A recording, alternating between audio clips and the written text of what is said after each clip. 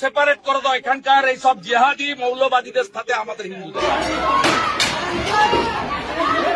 টানা ১৫ বছরের ক্ষমতার অবসান ঘটিয়ে পশ্চিমবঙ্গের রাজনীতিতে অভাবনীয় পালাবদল ঘটেছে। শুভেন্দু অধিকারীর কাছে হার মানতে হয়েছে তৃণমূল নেত্রী মমতা বন্দ্যোপাধ্যায়কে।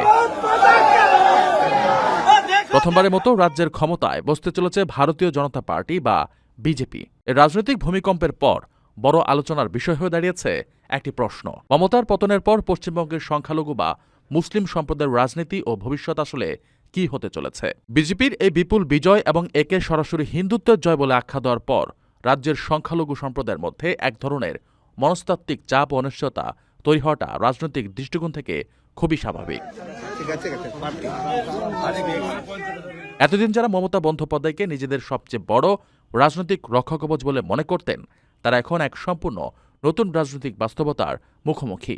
নতুন সরকারের অধীনে তাদের নিরাপত্তা, নাগরিক অধিকার, কর্মসংস্থান এবং আর্থসামাজিক উন্নয়নের গতি প্রকৃতি কেমন হবে তা নিয়ে পাড়ায় পাড়ায় এবং চার দোকানে চলছে বিস্তর জল্পনা ও সমীকরণ মেলানোর চেষ্টা। তবে রাজনীতির মাঠে শেষ কথা বলে কিছু নেই। ওয়াকিবহাল মহলের মতে নিরঙ্কুশ সংখ্যাগরিষ্ঠতা নিয়ে ক্ষমতায় আসার পর নতুন সরকার কেবল মেরুকরণের রাজনীতি নিয়ে রাজ্য চালাতে চাইবে না। নির্বাচনের আগে কর্মসংস্থান বৃদ্ধি, শিল্পায়ন এবং নারী ও যুব সমাজের উন্নয়নের যেসব বড় প্রতিশ্রুতি দেওয়া হয়েছে তা বাস্তবায়নের দিকেই তাদের মূল নজর দিতে হবে।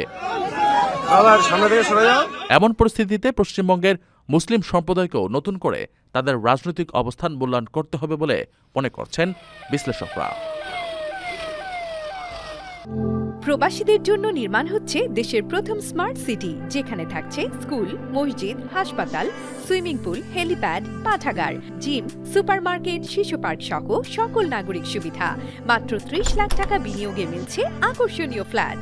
প্লাটিনাম ইনভেস্টরদের জন্য ঢাকা বিমানবন্দরে ভিআইপি প্রোটোকল সুবিধা।